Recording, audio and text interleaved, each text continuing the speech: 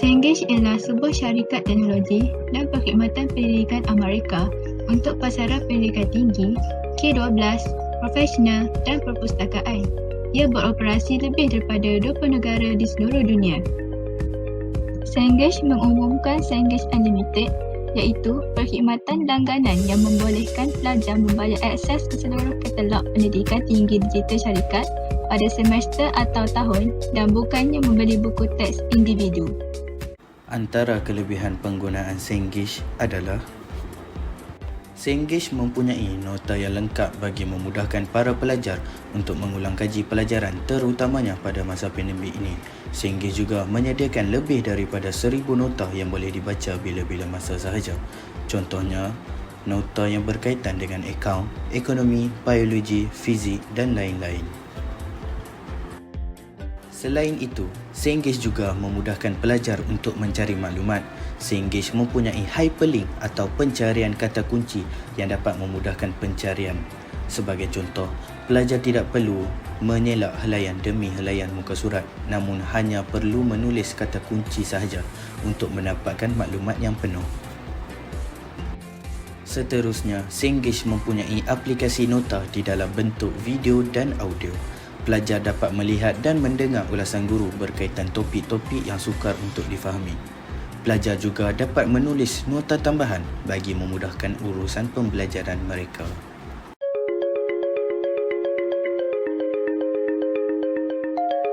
Menjadi platform dalam menjawab soalan latihan, pelajar dapat mengukuhkan kefahaman terhadap suatu subjek dengan lebih mendalam, membantu persiapan pelajar dalam menambahkan kemahiran menjawab soalan.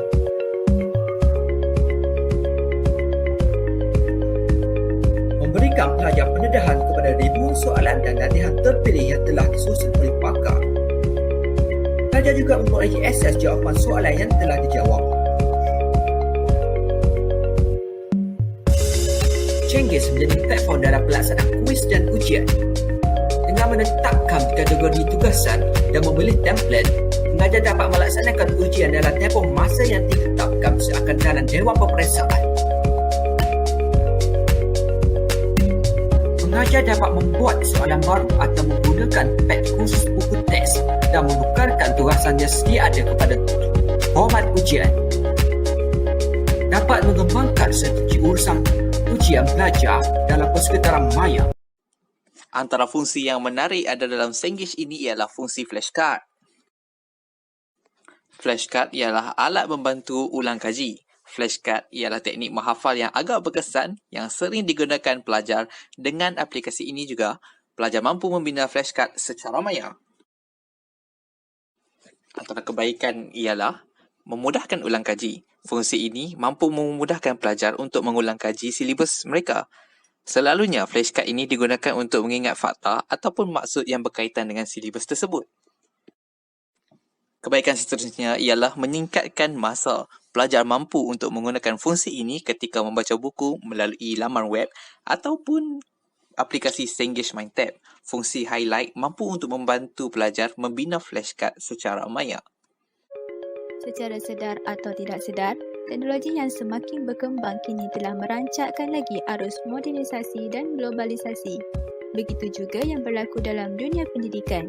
Kini, proses pengajaran dan pembelajaran PNP bukan sahaja tertumpu kepada penggunaan buku teks dan papan hitam sahaja, malah melibatkan penggunaan teknologi dan alat bahan bantu mengajar yang lain untuk menyediakan pembelajaran secara interaktif bagi memupuk minat pelajar.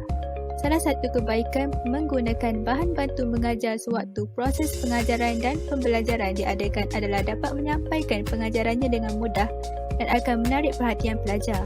Dengan penggunaan bahan bantu mengajar juga secara tidak langsung akan menjadikan pelajar lebih menumpukan perhatian.